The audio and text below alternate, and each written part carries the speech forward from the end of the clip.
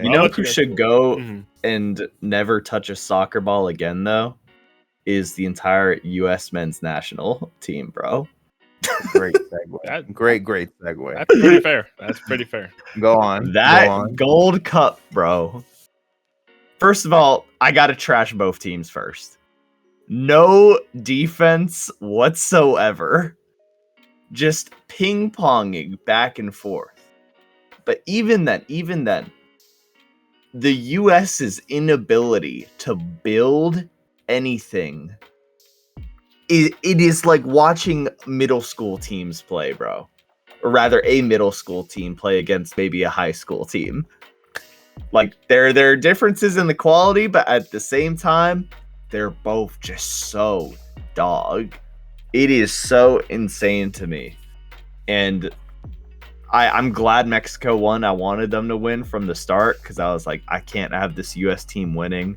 And then some idiots in America be like, yeah, fuck Mexico, blah, blah, blah. Nah, we couldn't have that shit happening. So I'm glad the result turned out as it did. But my God, as a display of soccer and being a final at that, I know, Eric, you said the Gold Cup is like sentimental to you. So I'm sure seeing the win felt great. But like, bro, the quality is just, I was falling asleep.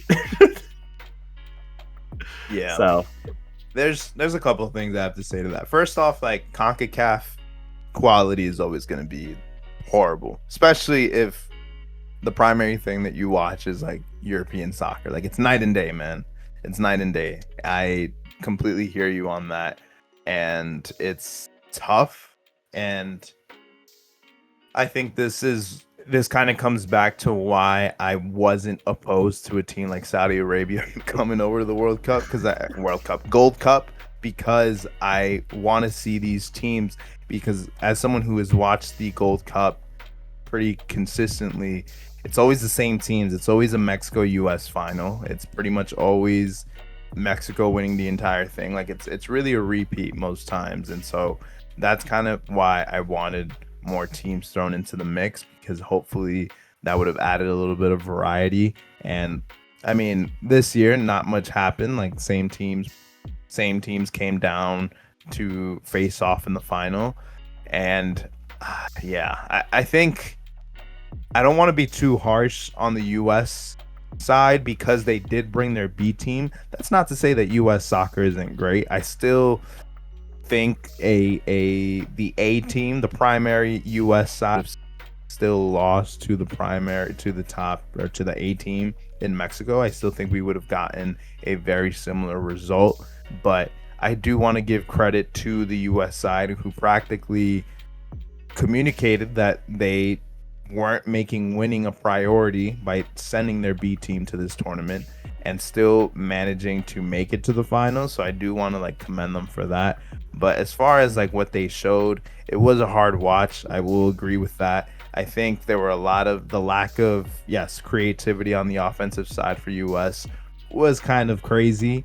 I mean, you said no defense. I think I was satisfied with some of the Mexican defense. Typically, that's what their strong suit is when it comes to, just like their play style. And what I will say about the Mexican side too is that it's a transitional period right now. It's hard because this is the least talented Mexican team that I feel like I've seen in my lifetime, and so it's going into it. I wasn't excited to watch solely based on the lack of talent, and that's sounds harsh, but that's me just being honest. The fact that this is not a talented team, and so it was a little bit hard to watch, but it's interesting to see that even the top, like the Mexican A team, still only managed to pull off a 2-1 result against the B team on the US. And almost an offsides goal. Yeah. And like every none of the goals were pretty, except for the Raul Jimenez goal that I enjoyed watching. I actually thought the first goals for both teams were good. That header from the US was kind of clean, bro. Yeah, that header was nice. Okay. Fair. And the Mexican goal also, I don't know, like shooting at that angle is always kind of sick. But Okay. I'm biased, man. I'm biased. but yeah, it's just like, A team, B team, to me, it doesn't even matter. It's the fact too that this also represents Pochettino's tactics. We're forgetting this man. He's been in Europe, hyped up, joining the U.S. national team, and bro, this is not the Tottenham prime tactics I remember. I didn't see anything there, and maybe he has the tactics and the players aren't capable. But at the end of the day, it doesn't matter because I saw what I saw on the field, and I didn't see anything notable or special. And I just think the World Cup next year is going to be just as embarrassing as it was for Qatar, and all the other host teams were essentially, they're pretty much terrible and are out within a few games. So I don't see that changing with the US at this rate. I don't know, man. I think now here's where I can be Captain Delusional. I think there's a chance, depending on, I think it really will end up coming down to the group, like what group we end up getting. I don't think we're going far, like super deep in the tournament anyway. But we got out of the group last year, not last year, at the last World Cup. You mean Mexico? Come on, man, join us. See. Nah, y'all don't get out of the group. But the last World Cup, we got out of the group, and even then, we had England in our group, which was, I guess, not the most expected thing to happen. And I think if we talk about like those prime Tottenham tactics and stuff, we're gonna need someone to play that Harry Kane role, someone to play that Son role, like people like that. Do we have anyone on that level? Hell no. The US have never had anyone in their history on that level. Of course that's not happening.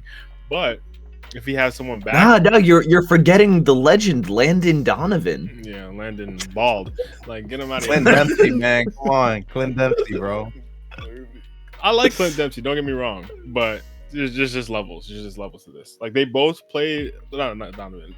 Dempsey played in the Premier League, and he never could have sniffed Harry Kane's boots in the Premier League. So there's just levels to it. But if we get our, Captain America back, Pulisic, who said he was tired and wanted to, rest this summer, whatever. You should never be captain again in your life. But if you wanted to chill and rest, that's cool. We get him back. He should be like our Son type in that team. And then Balogun, should be our starting striker when he comes back. He's a really solid striker in Europe. It gives me a little more hope. And we missed, like you guys said, we missed a lot more players. McKennie wasn't there. Musa wasn't there. Dest wasn't there. A lot of our top players.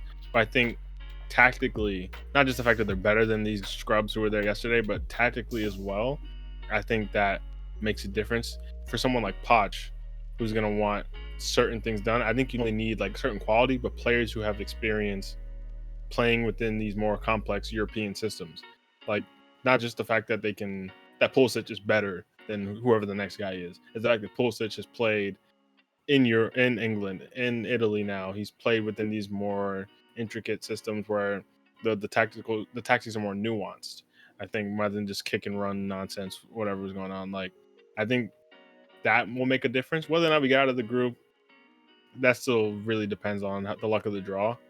But I don't think it's impossible. I still think Poch is really just a payday. Like, I don't think, even when he signed for the US, I never thought, this is the difference maker to take us to the semifinals or something. Like, I never thought that. But I think the media hypes him up like that, though. Yeah, for sure. Which is crazy. Like, Klopp he went to Red Bull. I'm thinking Thomas Tuchel for England.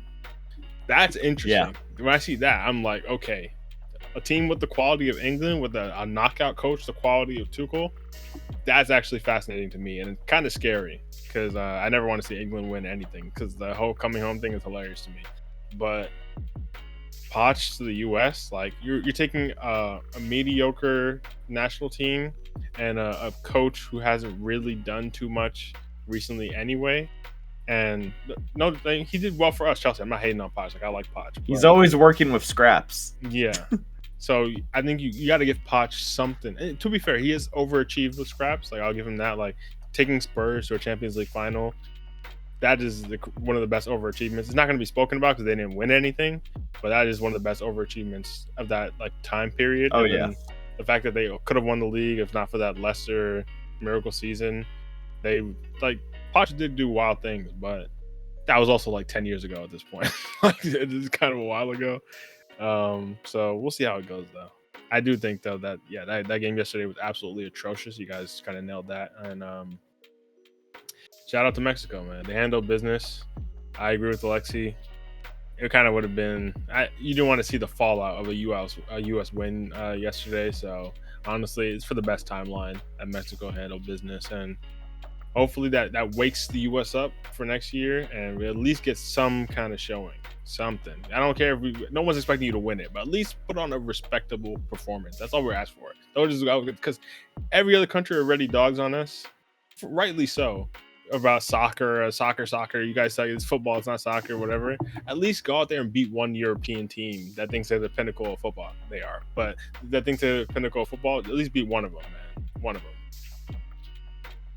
Beat England. For sure. England specifically. If you can beat England, oh my god, that would be. If you can beat England in a knockout game, literally football Twitter would collapse. Like it would be the funniest fallout ever. That's what I need. It would be incredibly funny, but my god, England would need to have some injuries or some sickness in the team or something, because like their B, their C, their under 21s, their under 16s is probably better than our A team, bro. Listen, man, one of the beautiful things about the World Cup is that you can get those upsets. You know, I spoke last week about how Saudi Arabia beat Argentina, right? I remember 2018, Mexico in their opening match beat Germany 1-0. And like the Germany-Brazil, a classic. Yeah, exactly, right? Like it's crazy because we have such low expectations for our respective countries when it comes to this World Cup. But I will say it has been hard to watch the Mexican side in particular. I think actually I do want to like spend some time and like respond or like at least like focus on the US, or particularly I think one player I wanted to highlight, or I guess you could say low light, is Matt Freese, man, the keeper yesterday.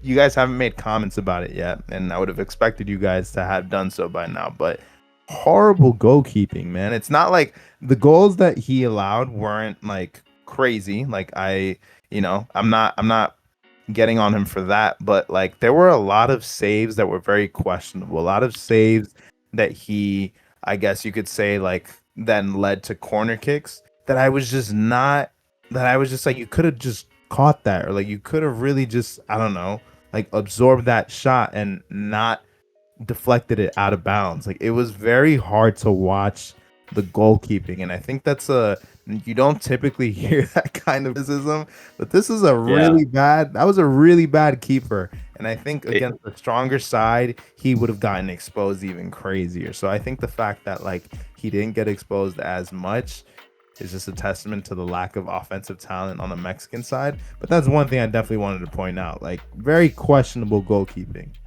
That's fair, and I feel like it's one of those things where it's like you don't notice it until you don't have it anymore with regards to like a good goalkeeper who's solid, and it's like you start to very quickly then realize like what's missing when they're playing like that. And so that's kind of what I meant before with like the poor defense. They even went back to the keeper, just like the decision making, the balls that were played, and the decisions they made. It's just embarrassing. And part of why I don't bring him up either is that I don't think he should be starting in our best team either. But yeah, he was absolutely horrendous. I think Matt Turner should be our starter in a ideal world. Not that Matt Turner's the greatest keeper either. He's a backup in Europe for a reason, but I think even a backup quality keeper in the Premier League, just that experience getting game time for teams like Arsenal or Forest or whoever else, I think that alone should make you a starting keeper over freaking freeze or any keeper who's starting in the MLS. Like, there's just levels, bro. Absolutely. And I do just want to shed some light on. I spent the first, I guess, half of my previous take on the match was just like me just getting on the lack of Mexican talent. I do want to just like also give flowers to the coach, Javier Aguirre. He was our coach back in like 2010. He's the coach that took us to the World Cup, and he got fired and was heavily criticized because it seemed like he had just put in like his favorites, like his personal favorites, or in the eyes of the Mexican media, his friends. Like there were a lot of like Chicharito, like Javier Hernandez. Granted, he was young at the time, but was on the bench when we got eliminated by. I'm blanking on who eliminated us that tournament. The point is, like, there was just a really bad showing from and a very questionable decisions from a head coach. He has now returned, and he has honestly turned this turned this team around within the past like 2 years. And I do just want to credit him for that. He's been a lot more creative with the people that he's been putting in with the players. There's a couple names like Gilberto Mora, who's a midfielder, 16 years old, man. So interesting. A lot of people are already hyping him up as like, oh, is this the next big thing? But like, I'm tired of it, man. We've had a lot of disappointing showings from like Diego Lainez was like a player who had a lot of buzz and then just died off. Same with Chucky, like Irving Lozano, Raul Jimenez. It's good to see him back in form. Like he hasn't quite been the same since that like nasty head injury a few years back, but the fact that he scored the game tying goal and had a pretty decent showing at the tournament, like I'm happy to see that. And there's other players like Marcel Ruiz, another midfielder who was put in. So all in all, I'm trying to say, and lastly, like the keeper. Previously, like Mexico did not know another name besides Guillermo Ochoa. We had been taking him to the World Cup countless times, I believe, since he wasn't in the 2010, but 2014, and even prior to that, he was our primary keeper. We just weren't taking him to the World Cup. Questionable, I know, but weird. Finally, nice to see another keeper in net, and it's Luis Malagon. So it's interesting to see a lot of new faces. It's good to see that we have a coach that is believing in the new players. So even though this isn't a talented side, I'm enjoying seeing a coach that is willing to take the risks and put in new players. And given how embarrassing of a state this Mexican side was about 2 years ago, it is good to see them at least moving in the forward direction, and I am happy to see that. I expected them to win this tournament. I think they were the most talented side, and a lot of people are like, man, like they just beat a B team. They should have won. But honestly, if the expectation is for you to win and you in fact win, like there's not really much that people can criticize. You got the job done. You did what you needed to do. You handled business. And yes, this team really is maybe what we end up taking to the World Cup. I don't believe will yield any great results, but the fact that they are at least meeting expectation, which is winning the Gold Cup, I'm somewhat satisfied with that. I'm happy to see that bigger picture, and this is bigger picture. I'm happy to see that they are somewhat in the direction of coming back to what they once were, because I loved watching the Mexican side in like the 2010s, and it seems like they just fell off a cliff since then. This is a very talentless side, a very talentless squad, but we had players who were performing well and put in the work and met expectations as a team. So even though I am disappointed at the lack of talent, I will say this is the kind of momentum you want when you have the World Cup coming up. Do I think they're going to do anything? I do not. But at the very least, I just don't want us to get as embarrassed as we did in the 2022 World Cup. Like, that was horrible. I don't want to go back to that. And it's at least showing that we're moving in a positive direction. But that's all I have to say on that. Fair enough. I can't speak too much of the Mexican Football Association, so I'm not that deep in the weeds. I'll take your word for it. That, but Yeah, I was saying, this is the one. This is like the one like bro. When it comes to soccer, bro, this is the one thing I can You're really locked speak in. on. Yeah, this is the one thing I can speak on. But yeah, if we have any listeners out there who watch, yeah, know that I see you. Viva Mexico, man.